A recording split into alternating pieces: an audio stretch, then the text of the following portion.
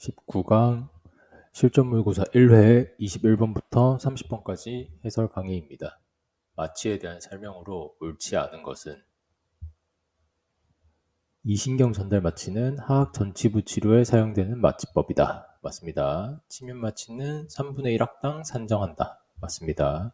7세 환자의 65번 충치 치료를 위해 후상치조 신경 전달 마취를 한 경우 산정 가능하다. 틀렸죠. 후상치조 신경 전달 마취는 상악 유구치에는 산정 불가능합니다. 산정 유구치는 침윤 마취만 산정 가능합니다. 8세 환자의 85번 근관 치료를 위해 하치조 신경 전달 마취를 한 경우 산정 가능합니다. 맞습니다. 하악 유구치의 경우 하치조 신경 전달 마취 산정 가능합니다.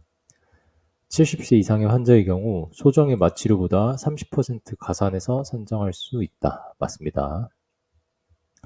34번부터 37번까지의 치은 박리 속파수를 위해 전달 마취를 시행한 후 침윤 마취를 또 시행했다. 각각 앰플 하나씩을 사용했을 때 가장 적절한 산정법은 동일 부위에 동일한 목적으로 두 가지 이상 마취를 시행했을 때는 주된 마취 행위로만 산정합니다. 그래서 하치조 신경 전달 마취만 산정이 되고요. 이때 앰플은 전부 다 산정이 가능하기 때문에 5번 하치조 신경 전달 마취 횟수 1회 그리고 앰플 2개 이렇게 산정을 합니다. 처방전 발급에 대한 설명으로 옳은 것은 처방전 내용에 문제가 생길 경우 기본 진찰료가 심사 조정된다. 아니죠. 외래 관리료가 심사 조정됩니다. 틀렸습니다.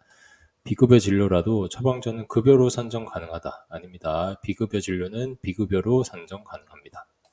일률적으로 고가약 처방을 지향해야 한다. 틀렸죠. 지양해야죠. 저함량 의약품 배수 처방을 지양해야 한다. 맞습니다. 4번이죠. 가글용제 처방 시 인정 용량은 50ml이다. 아니죠. 100ml입니다.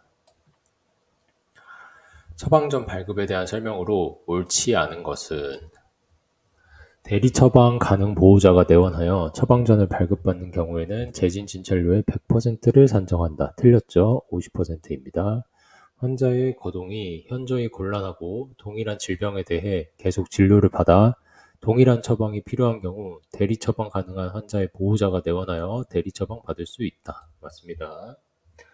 의료법 시행규칙 제12조의 3 대리 처방 가능 보호자에 따르면 환자의 배우자는 대리 처방 가능 보호자에 해당한다. 맞습니다. 처방전이 사용 기간 이내인데 재발급을 받는 경우 진찰료를 별도로 산정할 수 없다. 맞습니다. 치수염 상병명이면 항생제 처방이 불가능하다. 맞습니다. 방사선 촬영에 대한 설명으로 옳지 않은 것은 요양기관 종별 가산율을 방사선 촬영에는 적용하지 않는다. 맞습니다. 70세 이상 환자의 치근단 촬영에는 소정 점수의 15%를 가산한다. 틀렸죠. 방사선 촬영에는 노인 가산은 없습니다. 아날로그 촬영일 경우 사용한 필름 매수만큼 필름 재료대 산정 가능하다. 하지만 디지털 촬영일 경우 필름 재료대 산정이 불가능하다. 맞습니다. 교익 촬영은 인전면 충치나 초기 치주 질환을 판단할 경우 주로 사용하는 방법이다. 맞습니다. 교익 동시 촬영 시 최대 5매까지 산정 가능하다. 맞습니다. 파노라마 촬영 인정 기준으로 옳지 않은 것은 외상 진단을 위한 경우, 맞죠? 전반적인 치주 질환 상태를 관찰하기 위한 경우, 맞죠? 정중 과잉 매복치의 위치 확인을 위한 경우, 맞죠? 38번에 매복 정도를 확인하기 위한 경우, 맞죠? 치아 맹출 여부 확인을 위한 경우, 다만 해당 치아가 맹출되는 평균 연령 초과하지 않더라도 가능. 틀렸죠? 평균 연령을 초과해야 가능합니다. CBCT 촬영 인정 기준으로 옳지 않은 것은 34번 치근단 절제를 시행하려 하는데 이공의 정확한 위치를 파악하기 위한 경우, 맞죠? 48번 완전 매복치 발치를 계획할 경우, 맞죠? 16번 치근낭이 3치관 크기 이상일 경우, 맞습니다. 파노라마 촬영에서 상악동과 치근이 근접하여 발치의 위험도가 높은 경우, 다만 근접한 것만으로는 안 되고요. 이게 이상학동 부위 등으로 겹쳐가지고 그럴 때 산정이 가능합니다. 그래서 답은 4번입니다. 스플린트 치료에 반응하지 않는 측도학 장애가 나타날 경우 인정이 됩니다.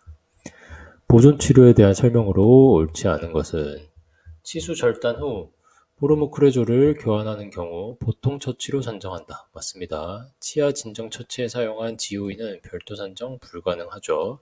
치아 진정 처치가 비급여 진료에 앞서 시행된 경우 별도 산정 불가능합니다. 치아 파절편 제거를 하고 남은 치아를 발수할 경우 발수 100%, 치아 파절편 전치 50%로 산정한다. 아니죠. 발수 100%, 치아 파절편 처치 100%로 산정을 합니다. 치수 복조에 사용하는 다이칼은 별도 산정 불가능하다. 맞습니다. 지각 과민 처치에 대한 설명으로 옳지 않은 것은 지각 과민 처치 가와 나 모두 일치당 산정한다. 맞습니다.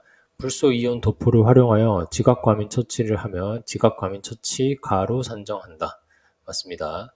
지각 과민 처치 가는 1일 6지까지 인정된다. 다만 제2지부터는 치아수마다 소정 점수의 100%가 아니라 20%를 산정한다.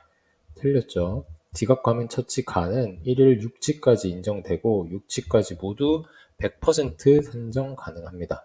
다만 지각 과민 처치 나가 제2지부터 치아수마다 소정 점수의 100%가 아니라 20%를 산정합니다.